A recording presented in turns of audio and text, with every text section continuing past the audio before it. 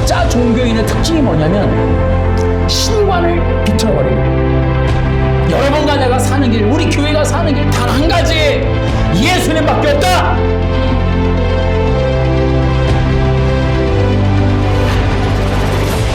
예, 마지막 시대가 되었는데요. 교회의 역할이 매우 중요합니다. 여러분 지금 포스트 모더니즘 시대인데요. 우리가 뭐 TV나 영화에 보면 좀비 이런 거 많이 보잖아요. 또 여러분 어때요?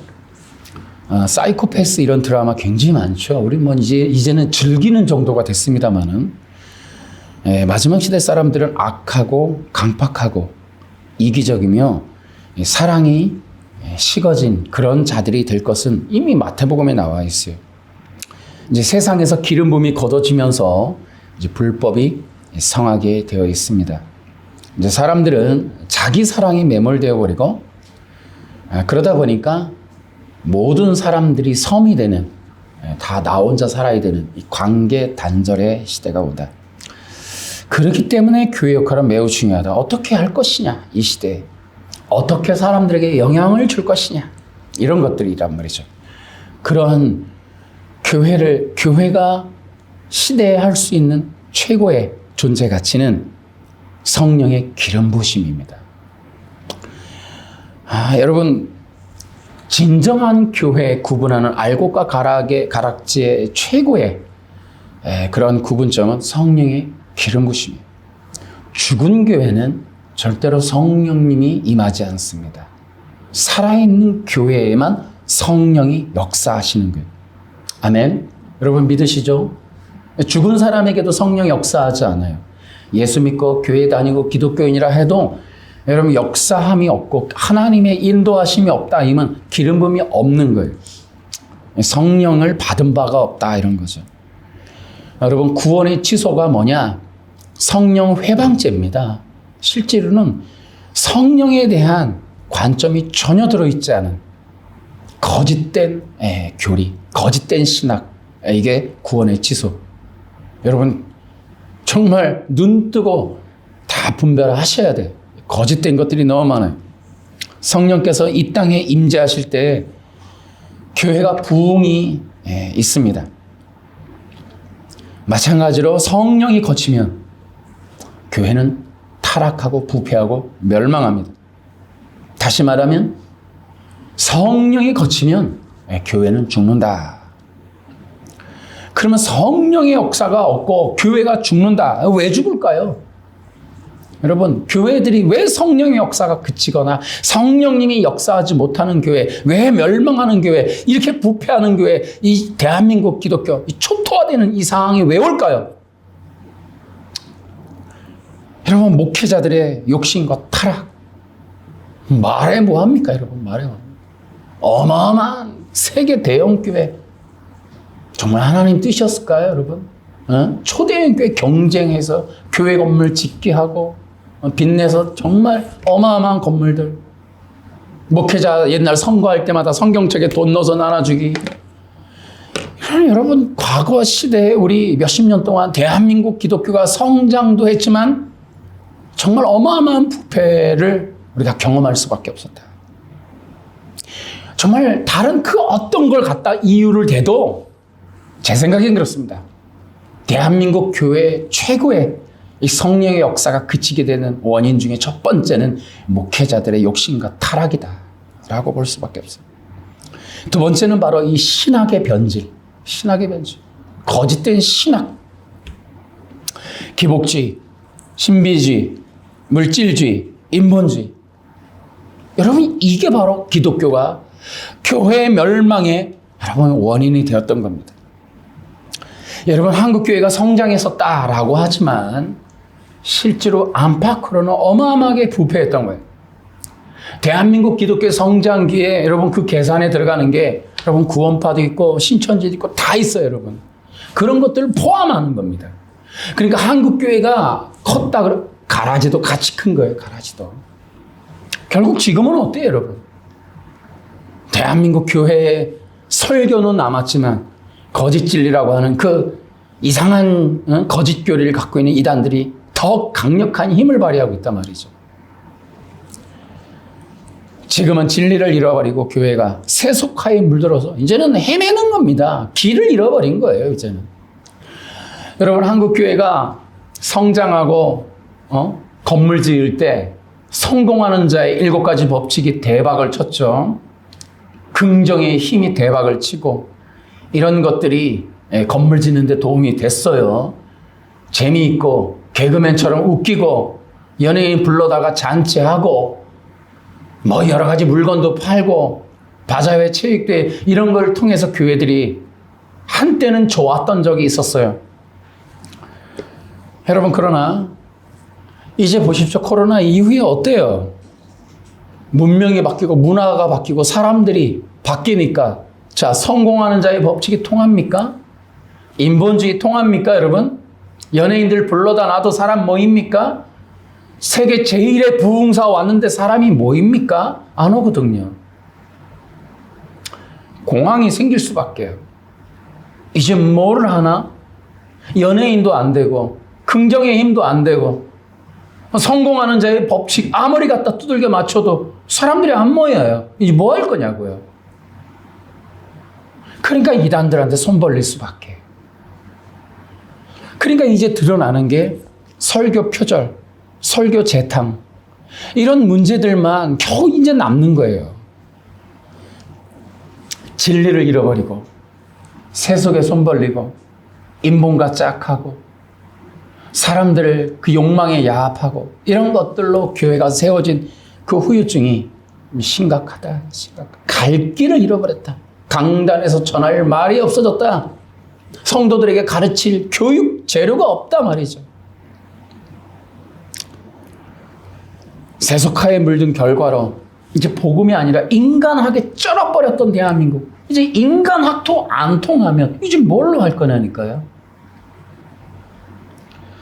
그래서 정말 우리가 이 성장기, 성공기에 조심했어야 됐다. 그러니까 어떤 면에서는 한국교회의 성공은 성령님에 의한 성공이 아니었던 것일 수도 있다. 우린 그렇게 판단해 볼 수 있어요.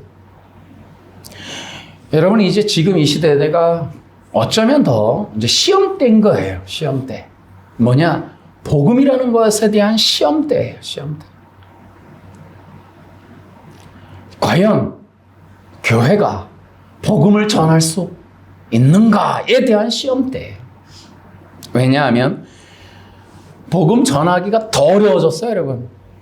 포스트 모던의 시대에 코로나 이후에 더 글로리란 드라마 이후에 과연 이 정말 교회에 앉아있는 성도들에게 복음을 전하고 그들이 과연 호응하거나 그들이 은혜 받는다는 말을 하거나 할 수 있을까? 쉽지 않단 말이죠. 이 시대 문화와 문명과 바벨 문명의 정신은 복음과 다르기 때문에 그렇다. 여러분, 복음이라고 하는 게 일반적 인간학은 아니거든요. 여러분, 복음은 인간학을 뛰어넘는 거란 말이에요. 진보신학, 독일신학, 칼바르트가 만들어놓은 이 자유주의 신학이 만들어놓은 계몽주의가 만들어놓은 그리스 철학이 만들어놓은 이 인간학, 이 인간학을 쩔어버리고 이걸 들고 살고 24시간 푹 쩔어있는 교회 안에 있는 성도들에게 그리스도를 전할 수 있을까? 복음의 정신, 순교, 믿음 과연 가능할까? 예를 들어 전신갑주를 설교해 보십시오. 성령 안에서 영적인 전쟁을 하는 바로 그들이 성도요, 기독교인이요, 예배하는 자들이라고. 여러분, 우리 말하기가 이제 쉽지 않아졌어요. 눈에 보이지 않는 형이상학이 해체돼 버린 시대에 보이지 않는 것에 대해서 신뢰하고 또 나에게 전혀 필요치도 않은 것들을 위해서 뭔가 무장을 하고 전쟁을 하고 전투를 하고 힘을 쓰고 노력하고 헌신하고 왜? Why me? 왜 나한테 그런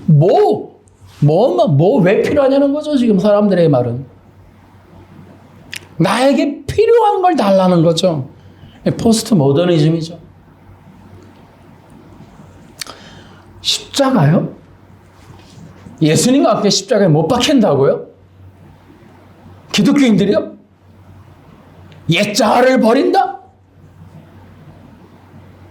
고난과 연단을 받는다? 훈련을 받는다? 누가요? 쉽지 않아요. 지금 성공하고 지금 공부하고 나 지금 이뤄야 될 것도 많고 할 것도 많고 지금 쌓여있는 태산같이 많은 저 세상에 프로그램들이 많은데 24시간을 쪼개도 지금 나 즐거운 일 하기에 바쁜데 십자가를 지라고요? 어림도 없는 소리. 쉽지 않아요. 갈수록 이제는 설교는 들을 수 있어도 기독교라고 하는 본질? 십자가? 영적인 거? 죽는 거? 쉽지 않아요. 영적인 원리를 이렇게 가르치고 싶어요. 제가 십몇 년 동안 제가 계속해서 했던 것, 사역 최고로 비중이 있고 온 힘을 다하여 했던 영적인 원리나 영적인 가르침, 복음. No. 자기 사랑, 자기 욕망, 거기에는 절대 이길 수가 없어요. 영적인 진리를 전해도 자기 성공이나 기복적인 원리, 자기 사랑 원리에 다 소용돌이로 다 빨아먹기 때문에 쉽지 않아요. 여러분, 영적인 원리가 있다 해도 인간의 본성이 다 말아먹어버립니다. 그래서 제가 이 교재도 만들고 영적인 원리를 가르칠 때 첫 번째 항상 얘기했던 게 옛사람을 못 받고 자기를 부인하고가 먼저예요. 그러나 쉽지가 않아요. 인간의 옛사람이 여전히 자기 사랑 안으로 싹 다 그냥 다 빨아먹어요. 그러니까 예수님 십자가, 거룩한 성령의 기름 부음, 아무리 신부 단장, 아무리 해도 자기 사랑이라고 하는, 자기 인정이라고 하는 거 딱 하나에 모든 것은 무효. 리셋 버튼 탁 눌러버리면 게임 끝. 이렇게 돼버려요. 쉽지 않아요. 복음은 이 시대 문화와 맞지 않아요. 포스트 모던 시대에 형이상하게 해체된 시대에 절대로 맞지 않아요. 여러분, 포스트 모더니즘 뭡니까? 정말 기가 막혀요. 실존주의 철학, 정말 이게 무서운데요. 실존주의 철학, 이제 키에르케고르 지금 최근에 이렇게 하시는 분이 계시더라고요. 실존주의가 뭐라 해요? 실존주의 되게 재밌어요. 나라는 세계 외부로부터 오는 교훈을 받지 마라. 나라고 하는 존재성 밖으로부터 오는 가르침을 거부하라. 나라는 존재의 외부에서 오는 존재의 상에 대해서 거부하라. 여러분, 이게 실존주의예요. 그러니까 실존주의는 극도로 거의 최악의 자기 에고이즘이에요. 에고이즘. 자기 외에 그 어느 것도 허락하지 말라는. 아니, 나 혼자 산다는 그 다큐멘터리 보니까, 예능 보니까 그래도 나가더라고요, 밖에. 실존주의는 유리관을 만들어 놓고 절대로 외부로 나가지도 않고 들어오지도 않고 들어오게도 못하게 하는 것이 실존주의예요. 엄청나게 무섭습니다, 여러분. 여러분, 근데 그것이 무엇이냐? 포스트 모더니즘의 대표 상품이에요. 끝없이 쏟아내는 거예요. 아니, 네 생각이 중요하지 왜 남의 생각이 중요해? 네 마음이 중요하지 왜 남의 마음이 중요해? 그러니까 이런 말 한마디가 새겨지는 게 무서운 거예요, 여러분. 구약은 뭐라 그래요? 청종하라 그랬거든. 이스라엘아, 청종하라. 듣고 follow, 따르라 말했죠. 듣고 따르는 거예요. 이게 이스라엘 백성에게 하나님이 하는 명령은 청종이에요, 청종. 근데 듣지 말으라는 거예요. 귀를 닫아. 그리고 너의 가는 길을 생각하고 너의 길을 봐. 남의 길을 따르지 마. 라고 하는, 정말 우리에게 너무 평범하거나 당연하거나 자연적인 이치에 맞는 이야기들인데요. 여러분, 그러니까 이게 얼마나 웃기냐면 게임이 안 되는 게, 이 포스트 모더니즘 이런 실존주의에 쩔어 있는 자들을 주일날 한 번의 가르침으로 바꾼다고요? 못 이기는 겁니다. 이거 안 되는 거예요. 그러니까 이게 엄청난 싸움인 거예요. 그러니까 교회에 사람들이 적어진다는 건 꼭 교회만의 문제는 아닌 거예요, 여러분. 이미 이 시대라고 하는 영이, 이 시대적인 영이 역사하는 겁니다. 아무튼 기독교라고 하는 건 보이지 않는 너머의 세계에 있다고 인정하는 거니까 아마도 뭐 이런 거 인정 안 하면 할 수 없고요. 그러니까 영적인 세계가 있는 거예요. 그 영적인 세계의 영적인 부분이 우리에게 영향을 끼친다라고 우리는 믿어요. 기독교인은 최소한 원리적으로는. 그러니까 이 영적인 흐름이라고 하는 게 결국은 이게 종교의 영인 건 뭐냐면 이것들이 이 문화와 철학과 사상과 이러한 문명의 힘은 뭐 왜 이렇게 우리 교회가 경계해야 되냐면 이게 무서운 거예요. 이게 복음적인 원리를 방해하는 거예요. 그러니까 복음적인 원리는 뭐냐 하면 관계성이거든요. 결국은 영적인 이 매개. 자, 여러분 그 혹시 이제 뭐 신부 만들기 뭐 그런 말 들어보셨나요? 뭐 예수님은 신랑, 성도들은 신부, 뭐 그런 얘기, 뭐 단장이라는 책도 있습니다만은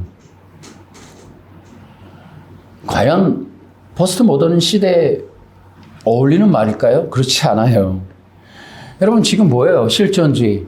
나 외의 걸 받지 않는 거예요. 그러니까 철저하게 주님과의 관계성, 만남, 주님의 가치, 계획, 그 주님의 마음, 주님의 영, 주님의 그 은혜, 주님의 사랑, 주님의 구원 이런 것들을 전혀 받지 말고 그것에 대해서 거부하라고 외치는 게 니체가 만든 신이 죽었다의 포스트 모더니즘 정신이란 말이죠.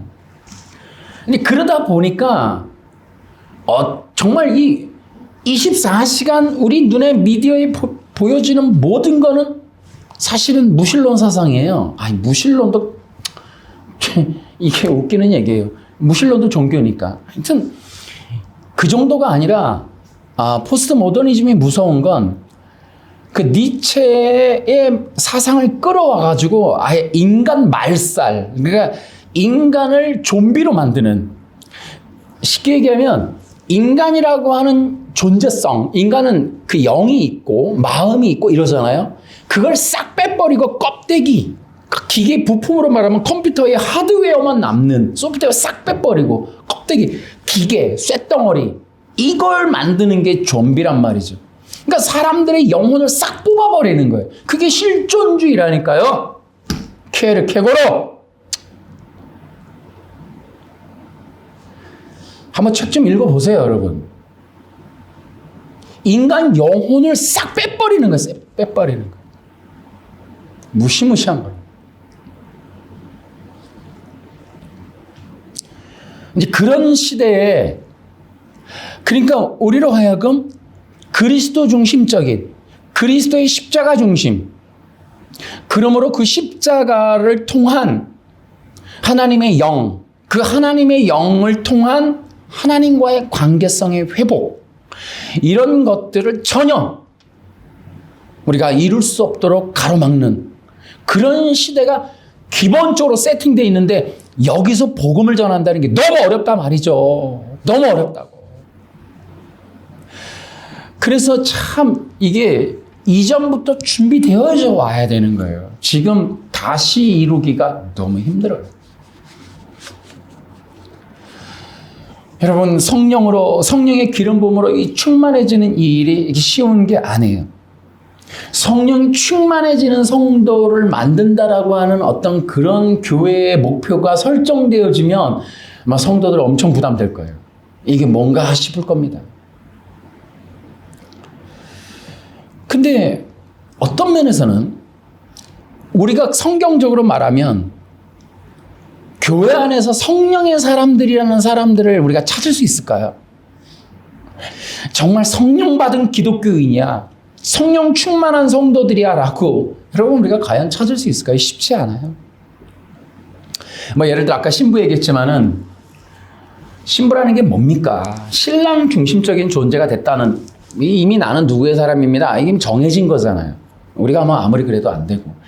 그러니까 이제 신부 만들기라고 하는 거는 그리스도의 사람 나 됐어요라는 거란 말이죠. 이제 이 땅에서 나는 이제 끝난 거예요. 우리 왜 가끔씩 약혼한 사람들도 너는 이제 끝났어. 이제 짝지가 정해졌어. 이제 그런 것처럼 우리 예수 믿고 예수 믿는 사람으로서 짝지가 정해졌단 말이죠. 언약 맺었단 말이죠. 그럼 예수님의 사람인 거예요. 그러나 이제 그렇게 어떤 사람을 보이지 않는 형이상학적인 언어와 그런 문자와 그런 텍스트, 어떤 뭐 보이지 않는 내용 가지고 이걸 뭐 미혹한다는 그런 진보 신학의 내용처럼 그런 내용으로 성도들을 뭔가 이렇게 어떤 형태의 신앙으로 구속 이렇게 하기가 지금은 안 된다. 이미 과거서부터 해오지 않는 한 뭔가가 쉽지 않다. 여러분, 마태복음 25장은 분명히 신랑 신부에 대한 얘기가 있어요. 슬기로운 처녀 5처녀가 있어요. 근데 이게 뭐 이 내용은 나중에 또 따로 하겠습니다만은 어쨌든 이 결과가 있고 대가가 있어요. 보니까 그 내용, 그 비유에. 근데 결과는 갈 곳이 정해져요. 대가는 뭐냐면 억울해하는 거죠. 난 몰랐다 이 말이죠. 근데 억울하다는 건 뭐냐면 뭔가 내가 이게 지금 잘못 생각하거나 이거 너무 불공평하다라고 생각을 하는 거예요, 지금. 이제 지금이 그렇다 말이죠. 근데 이런 것들에 대해서 그렇게 단호한 대가 지불을 하시는 내용이 나오는 건 이미 말했기 때문에 그런 거예요. 언제 말했냐? 이미 구약에서 얘기 다 했단 말이죠. 어디 있냐고. 아니 그렇게 따지면 여러분 그게 기가 막힌 거예요. 요한복음 3장에 가면 니고데모 얘기 나오는데 예수님이 니고데모를 혼내세요. 니고데모가 한번 터지죠. 니고데모가 왜 터져요? 유대율법 선생인데 뭐 모른다고요? 거듭남 모른다고요. 아니 근데 니고데모가 답답해하는 거 아니 보세요 예수님. 내가 뭐 예수님 얘기는 이해가 되는데 어디 있어요? 구약 어디에 거듭남 있어요? 토라에 라고 얘기한단 말이죠. 근데 그 예수님이 그렇게 얘기하시는 이유는 구약에 있으니까 그거를 사도 바울이 받아서 쓴단 말이죠. 물론 베드로, 야고보도 합니다만은. 그러니까 구약 토라를 문자로 보면 안 보이죠, 당연히. 이게 이제 기가 막히다는 얘기죠. 그래서 이렇게 우리가 이제 기본적으로 성도들이 알고 있어야 되는 거는 진리라니까요. 문자가 아니고. 요절함성 100번 해봐야 소용없는 거예요. 성경 거듭남 보시라니까요. 요절로 기록되어 있나? 뜻으로 기록되어 있다니까요. 진리로 기록되어 있는 거예요. 토라 안에는. 그렇기 때문에 우리가 이제 성경을 어떻게 봐야 된다? 성경 신학적으로 봐야 된다. 왜? 굉장히 중요한 얘기예요. 여러분, 사도들이 복음을 전해요. 초대교회에서. 복음을 전하는데 무슨 복음 전합니까? 여러분 한번 보시라니까요. 사도행전을 한번 보세요. 사도들의 복음 내용을 한번 살펴보시라고요. 그냥 모르겠으면 사도행전 딱 펴갖고 누군가는 읽을 거 아니겠어요? 1장부터 28장까지 모르겠어요. 며칠 걸리더라도 한번 읽어보세요. 딱 열어서 1장부터 그리스도란 단어에 동그라미 쳐가면서 보세요. 그러니까 사도 바울이나 사도들이 무슨 복음을 전했나 우리가 그거 전하면 되잖아요. 초대교회도 그거 하면 되잖아요. 우리 했으니까 우리도 하면 되잖아요. 그리스도라는 단어에 동그라미 치면서 보시라니까요. 그러니까 사도들이 했던 사역이 구약을 갖고 했잖아요. 근데 구약에서 뭐 했어요? 그리스도 찾았거든요. 그러면 우리가 신약에 나와 있는 그리스도라는 단어가 구약에 있다 없다? 없어요. 빼버렸다니까요, 다. 그러니까 요한복음에만 2번 나와요. 뭐라고? 메시아라는 단어가. 신약에 메시아라는 단어를 싹 뽑아버렸다니까요. 특히 개역 성경에 원래 있었어야 할 메시아란 단어가 싹 빠졌다고요. 요한복음에 두 군데 빼고는.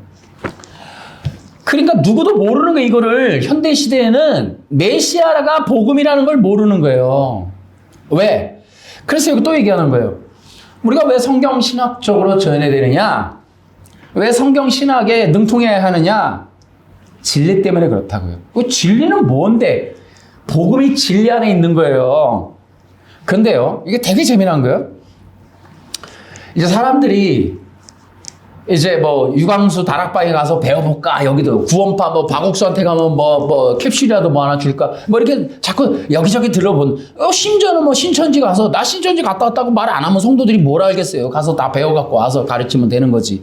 그러니까 뭐 가르칠 게 없는 거거든요. 성경을 봐도 모르겠고 성경을 통해서 성경을 설교하면 성도들이 안 좋아하잖아요. 그래서 여러분 성경 신학이라고 하는 것은 우리가 이제 의미를 좀 알아야 돼요.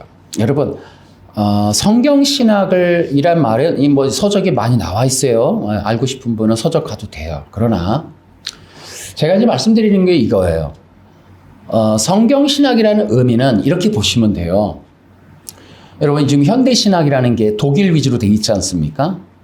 미국 아니에요. 미국도 독일 신학입니다, 여러분. 이미 여러분 한번 살펴보세요. 여러분 미국 신학은 독일 사람들이 다 세우는 거예요. 현대 신학은. 그러니까 이 폴틸리가 강력한 힘을 발휘했다고요. 그러니까 독일 신학은 기본으로 인간학이에요. 인간학은 그리스 철학이거든요. 근데 독일이 이 그리스 철학을 받아들인 이유는 쉽게 얘기하면 유대적인 뿌리, 히브리 사상, 이스라엘, 유태인들을 배제한 상태에서의 그러니까 선민 사상을 제거하는, 그러니까 성경의 뿌리를 제거하고 다시 세운 거예요. 그러니까 독일이라고 하는 게르만 민족, 아리안 민족, 우생학의 그 뛰어난 그 하나님의 선택된 민족이 아니라 이 세상에서 초인적인 민족으로서의 어떤 그런 민족성, 또 그러한 어떤 철학 사상을 통하여 이 게르만 민족들이 만들어 놓은 그 신학은 쉽게 얘기하면 히브리적 뿌리를 제거해 버린 거예요. 그 위에 루터 신학, 종교 개혁이 세워지는 겁니다. 여러분 여기에 칼빈도 마찬가지예요. 여러분 정확하게 기억하셔야 돼요. 여러분 성경은 어때요? 성경은 그렇지 않아요. 여러분 진보 신학을 보십시오. 진보 신학 책 읽다 보면 놀라운 얘기가 사도 바울을 되게 폄하합니다. 사도 바울을 비판하는 경우도 굉장히 많아요. 사도 바울의 말이 전부 맞냐고, 사도 바울의 말을 다시 해석하는 경우도 많이 있습니다. 불편하거든요. 다시 말하면 전 세계 이방교회적인 바탕이 되는 신약 성경의 주된 저자가 바로 이 사도 바울인데, 사도 바울이 유태인이거든요. 그러니까 유태인이는 사도 바울이 해놓은 일이 뭐냐면 구약에 있는 뿌리를 해석해갖고 구약에 있는 진리를 신약에다가 해석을 해놓은 겁니다. 로마서와 갈라디아서가. 그러니까 이 이야기로 구성된 히브리적 뿌리로 기록된, 히브리적 뿌리에서 건져낸 진리로 기록된 이 신약이 부담스러운 거예요. 지금 독일 신학이.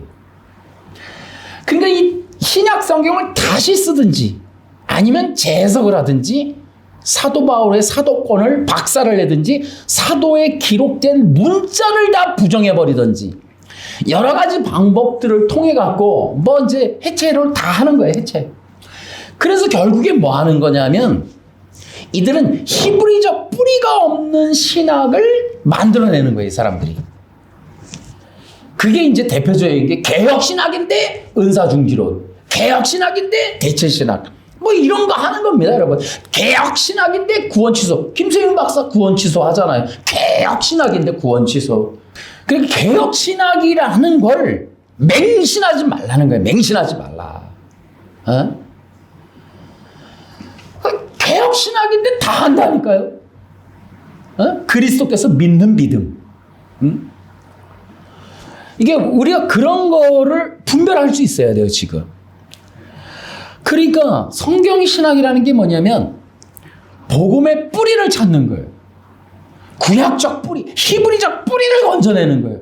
로마서 1장 16절에 성경 복음에는 의가 계시되어 있다 이런 얘기한단 말이죠.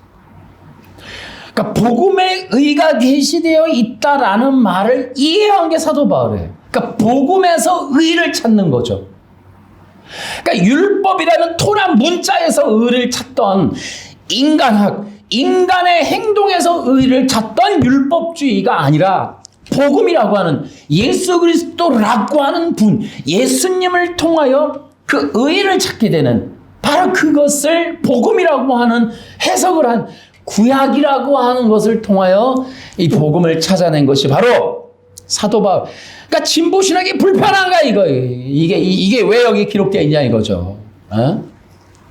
그러니 이제 사도 바울 박살내면 개념 있는 신학이다 말이죠. 요즘에는 개념 있다 말이죠. 이거 매력 있다. 이 신선하다. 가서 이제 성도들한테 막 전하죠. 다 죽으라는 거죠.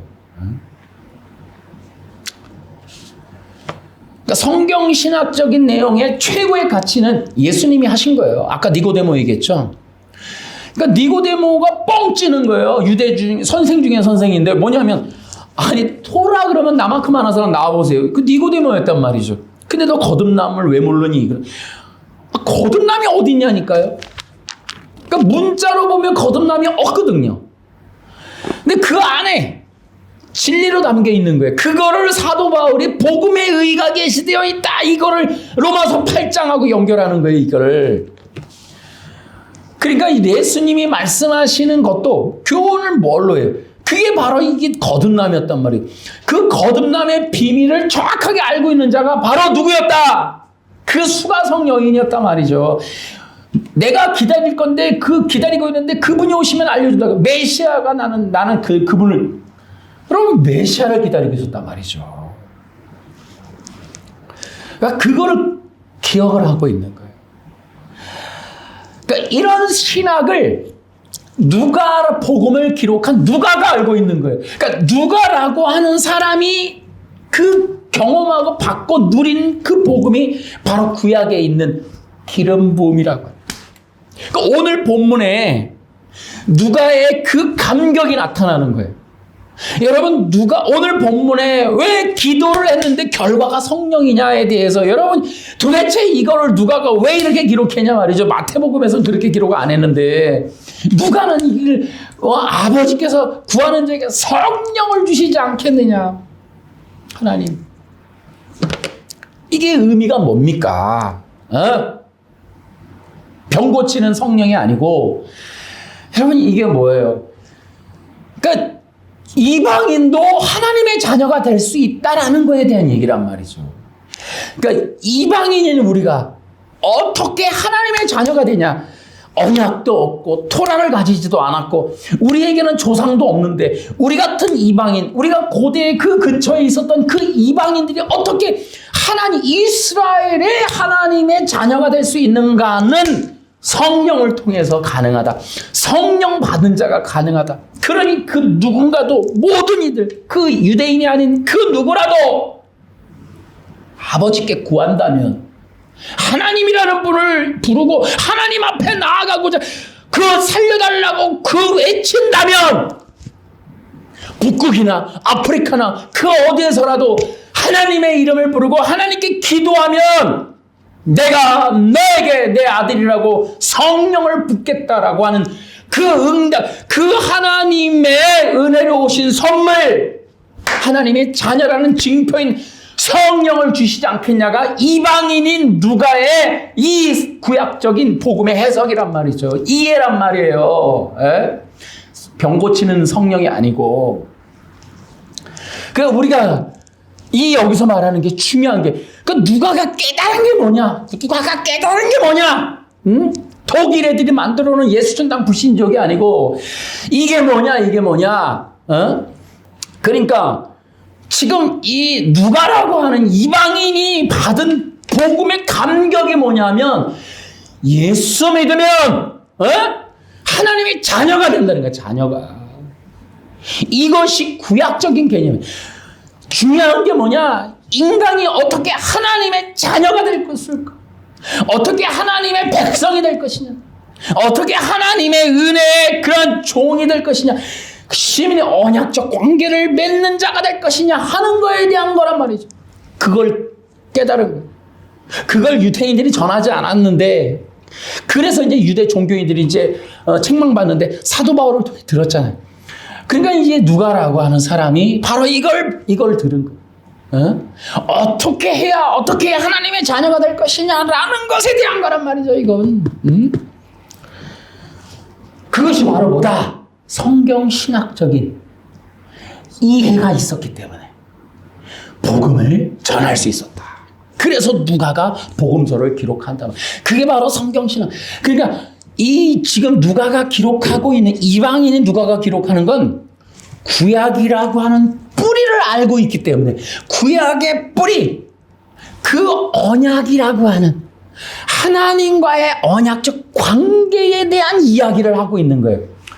여러분, 인간학이 뭐냐면, 인간학은 하나님을 배제하고, 변증법적 유물론, 하나님을 배제하고 인간을 신격화하는, 인간을 높이는, 하나님이 없다는 그 인간 자체를 추앙하는, 여러분, 이 길로 걸어가는 게 니체, 유물론, 슐라이어 마허, 이런 것 인간학이란 말이죠.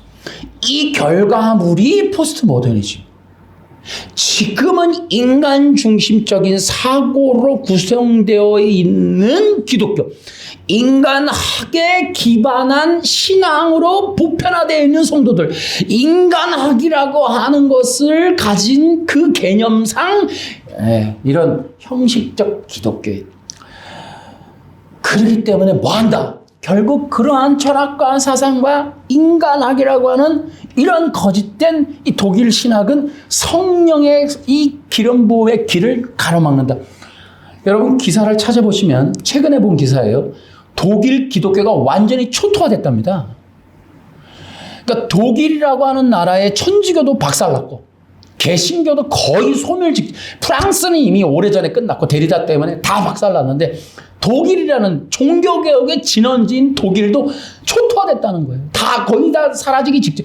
그래서 뭐 어떻게 하냐면, 뭐 신부들도 뭐 아프리카나 이런 데서 다 사와갖고 흑인들이 서가지고 그거 요령만 가르쳐갖고 대행해준다고, 세례해주고, 죽을 때 가서 이거 해주고, 결혼식 때 결혼 주례해주고 하는 그 역할을 흑인들이 한다는 거예요. 외국에서 다 사와갖고. 독일 사람들이 안 하니까 초토화돼. 교회가 다 박살이 나버립니다. 이게 독일 신학의 종교개혁. 전 세계에 인간학 남겨두고 독일 신학은 자멸해버렸어요. 그걸 지금 우리 대한민국이 잘 먹고 있는 거죠. 그 김용주 박사님이 얘기했잖아요. 이미 독일 교회가 검증해갖고 자기들 스스로가 독약 먹고 다 죽은 그 신학을 지금 대한민국 기독교에서 얼마나 그냥 맹폭을 하고 초토화해 놨는지, 거기서 지금 다 꼴깍꼴깍 넘어가고 있는 거예요. 그러니까 성경 신학적인 이 원리를 배우기 위해서 우리는 성경 신학적인 복음을 또 찾아야 된다. 그래서 복음도 이 의미가 이제 달라지는 거예요. 지금 오늘 우리가 얘기하려는 게 바로 이런 내용입니다. 뭐냐 하면, 이제 우리가 이제 누가행전에서 최고 중요한 게 성령론이라 했잖아요. 근데 이 성령론이 되게 중요한 거예요. 그럼 한번 들어보세요.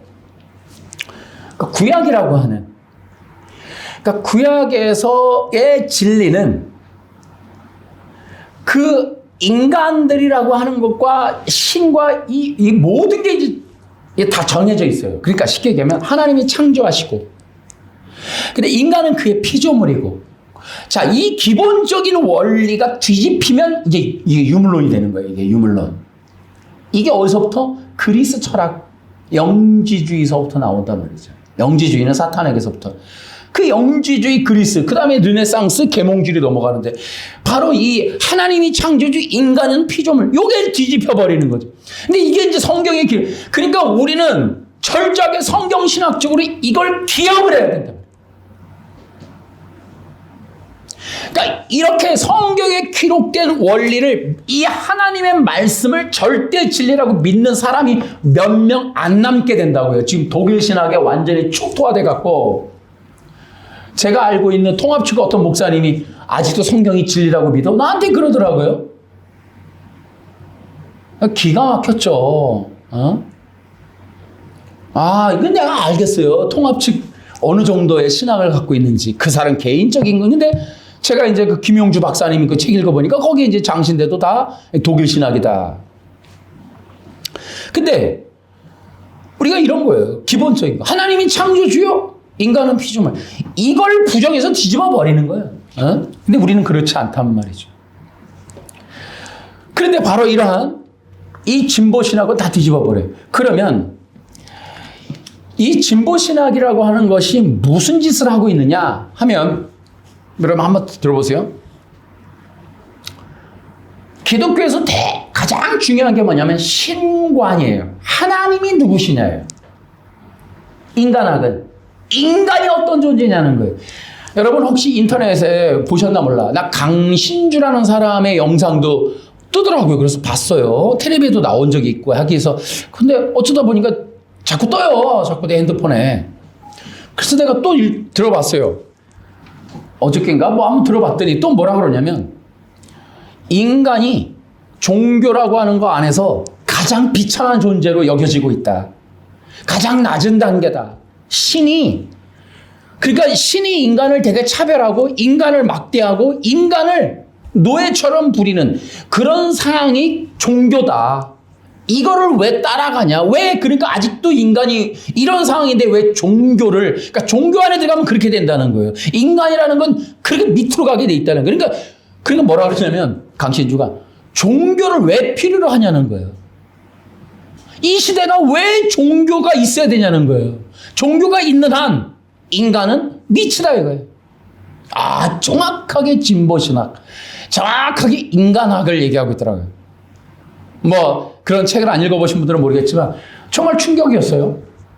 이렇게도 얘기하는구나. 그게 대한민국의 현재. 그러니까 이게 뭡니까? 성경에 있는 진리를 정확하게 다 홀딱 뒤집는 거예요. 하나님이 창조주시고 인간은 피조물이라고요. 자, 보세요. 하나님이 만들었다니까요. 하나님의 영광과 권위와 능력의 자손인 거예요. 그래서 하나님이 인간을 형상으로 만들어요. 형상이라고 하는 건 기름 부음과 연관되어 있거든요. 이거 다 지금 제거했기 때문에 모르는 거예요. 형상과 모양도 다 이미지라고, 영어도 다 이미지라고 되어 있으니까, 뭐 모양이 닮았나, 마음이 닮았나, 비속성, 비공유적 속성, 뭐 이런 거 따지고, 그러니까 신학은 진리가 아니라니까요. 알미니안 신학을 따라가잖아요. 어느 교단들은. 그 알미니안 신학이 신학입니까? 뭐 칼빈주의는 다 맞아요. 아니잖아요. 은사충지론 맞습니까? 안 맞죠? 비비오필드, 개혁신학, 미국의 누구누구 안 맞잖아요, 여러분. 그러니까 전부 지금 그렇게 가는 거예요. 그러니까 인간의 영광과 권위, 이것은 뭐냐면 하나님급인 거예요. 그렇게 높여주시는 거예요. 그래서 뭐예요?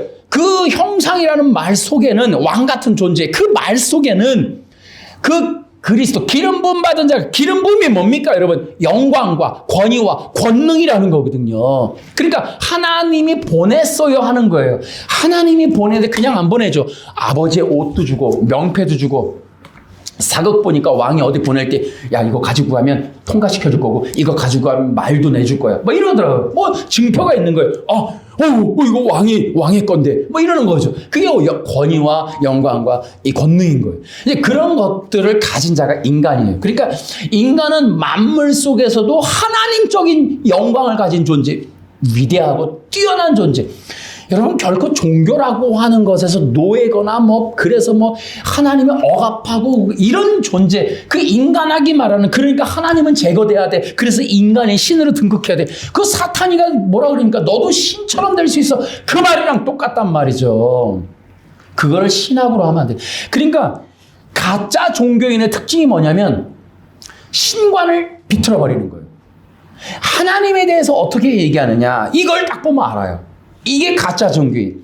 그러니까 에덴 동산에서 거짓말했던 걸 또 반복하는 거. 그러니까 가짜들은 신관을 뒤튼다. 따라해볼까요? 가짜들은 신관을 뒤튼다. 그러니까 하나님을 왜곡되게 말하는 거예요. 하나님의 뜻, 하나님의 계획, 하나님의 성품 모두를 다 왜곡하는 거예요. 마태복음 25장에 가면은 달란트 비유가 나오는데 거기서 뭐라 그래요? 한 마지막 종이 주인은 해치지 않은 데서 모으고 모으지 않은 데서 해치는 줄 알았나이다. 뭐 이러면서 그랬더니 주인, 너가 나를 오해했구나.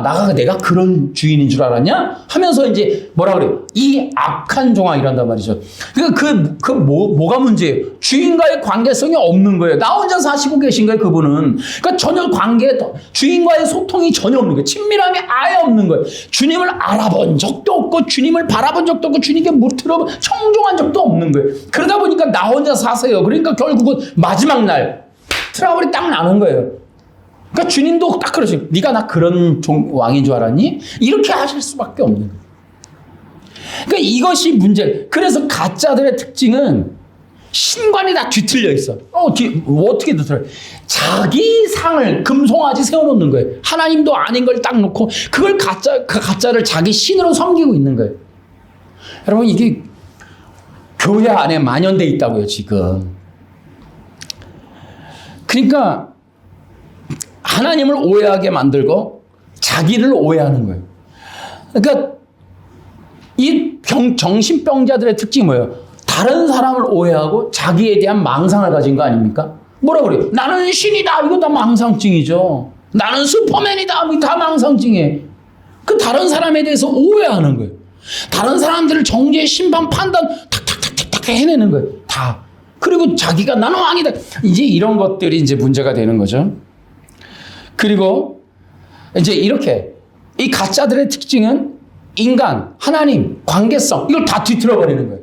그래서 하나님과의 온전한 관계를 가로막는 것. 이게 가짜들의 특징이다. 따라해볼까요? 가짜는 하나님과 성도의 관계를 가로막는다. 이것이 바로 종교의 영이기도 한 거예요. 따라해볼까요? 종교의 영은 종교의 영이 하는 일은 성령을 회방한다. 따라해볼까요? 성령 회방은 성령의 기름 부으심을 가로막는다. 네. 명심하셔야 돼요. 여러분 신앙을 지키세요. 어떻게 지키느냐? 나로 하여금 성령의 기름 부음을 받는데 가로막는 것들을 제거하는 것. 대단히 중요한 거예요. 자, 그러면 그러니까 목회사역, 설교가 중요한 거는 왜 복음을 전해야 되느냐? 잘 들어보세요. 목회와 설교 사역의 최대 그 사명은 하나님이 하라고 하시는 건 따라해봐. 교회 위에 생명이 부어지는 것이다. 교회가 죽지 않게 되는 건 생명이 부어져야 돼. 그러면 그 생명이 바로 성령이신 거예요. 그러면 설교는 성령이 내리게 해야 돼요. 그리고 성령이 뭡니까? 기름 부으심 아닙니까? 이 메샷, 마샷. 그 뭡니까 이게? 기름 부음, 그리스도. 예수 그리스도를 전할 때 성령이 부어지는 거예요. 따라해볼까? 예수 그리스도를 전할 때 교회 위에 성령이 부어진다. 아멘. 자, 그런데 문제는 아까 여기 따랬죠. 성도들이 복음을 좋아하는 것만은 아니라는 거예요. 튕겨낸단 말이에요. 그럼에도 불구하고 듣든지 아니 듣든지 인기를 얻든지 못 얻든지 교회가 커지든지 못 커지든지 사람이 많이 모이든지 못 모이든지 안 모이든지 인기가 있든 없든 한 가지만 생각하라고 헤매지 말고 방황하지 말고 설교를 해야 될 사람들은 성경 딱 들고 복음을 전하라고. 왜? 내 앞에 있는 회중, 내 앞에 있는 교회 공동체가 생명이라는 것으로 충만해지는 것이 설교를 위한 하나님이 보낸 자의 사명이고 특징이고, 이 마페라면 한 가지만 하라고. 예수 그리스도를 전하란 말이에요. 교회에 생명이 부어지도록. 아멘! 아멘. 아멘! 여러분들도 그렇게 하시라고, 여러분. 성도들이 따질 거는 뭐냐? 복음을 전해달라는 걸 따지는 거지, 다른 걸 따지려는 게 아니에요. 성도들이 오늘도 필요로 하는 건 생명을 누리는 거란 말이에요. 하나님이 지금 주고 대기하고 하늘문을 여시는 이유가 생명을 누리게 하기 위함이라고. 아멘! 아멘. 그런 것들을 기도하시라고. 그런데 교회에 이러한 진정한 생명의 사역이 그쳐가는 건 복음을 전할 자가 없기 때문이다. 바른 복음, 성경을 들고 성경에 정말 가슴 아픈 거는 우리 목회자들 아까 처음에 얘기했지만은 저도 이제 연단 가운데 그래요. 우리 영상을 띄우면서도 복음을 전하면서도 뭐 저에게도 여러 번 전화도 오고 뭐 이런 전화 여러분 생각하시오. 절대 조회수가 관심이 없다. 절대로 사람들을 모으는 것에 어떻게든지 우리를 감추려고 애를 쓰는 거죠. 복음이라고 하는 걸 전해지는 게 중요한 거예요. 우리가 그 어떤 사람이 나타나면 안 된다. 사람이 나타나면. 따라해볼까? 기독교의 중심은 예수님이다. 우리의 전부는 예수님이시다. 여러분과 내가 사는 길, 우리 교회가 사는 길 단 한 가지 예수님밖에 없다. 그러면 따라해볼까? 우리가 예수님과 함께 십자가에 못 박힐 때 성령이 오신다. 아멘. 내가 십자가에 못 박히지 않는데 어떻게 성령이 임하세요? 여러분 그렇기 때문에 성령을 받는 일이 쉬운 게 아니란 말이에요. 그럼 어떻게 되느냐? 따라해봐요. 성령을 충만히 받자. 어떻게 되느냐 여러분? 여러분 속에 들어가는 사상과 가치를 버려버리라면, 성령의 음성에 귀 기울이려면 세상을 버리라면, 여러분 선택하세요. 주님과 친밀할 거예요? 세상과 친밀할 거야? 하나님과 단절할 거야? 세상과 단절할 거야? 결정하시라고. 딱 하나만 하는 거야. 딱 하나만.